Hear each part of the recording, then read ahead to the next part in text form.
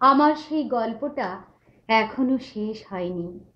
শোনো, পাহাড়টা আগেই বলেছি ভালোবেসেছিল মেঘকে।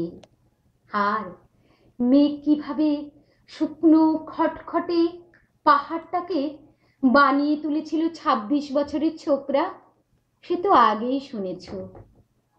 সেদিন ছিল পাহাড়টার জন্মদিন।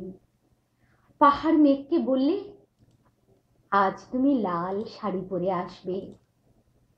মেঘ পাহাড়কে বললে, আজ তোমাকে স্নান করিয়ে দেব চন্দন জলে।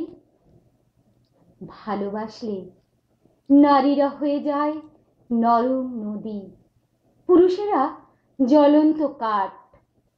সেইভাবেই মেঘ ছিল পাহাড়ের আলিঙ্গনের আগুনে, পাহাড় ছিল মেঘের ঢেউ জলে। হঠাৎ আকাশ জুড়ে বেজে উঠল ঝড়ের জগঝম্প। ঝাঁকড়া চুল উড়িয়ে ছিনতাইয়ের ভঙ্গিতে ছুটে এলো এক ঝাঁক হাওয়া। মেঘের আঁচলে টান মেরে বললে, ওর ছুঁড়ি তোর বিয়ে।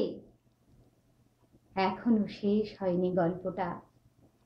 বজ্রের সঙ্গে মেঘের বিয়েটা হয়ে গেল ঠিকই, কিন্তু পাহাড়কে সে কোনোদিনই ভুলতে পারল না। বিশ্বাস না হয়তো চিরে দেখতে পারো পাহাড়টার হাড় পাঁজর।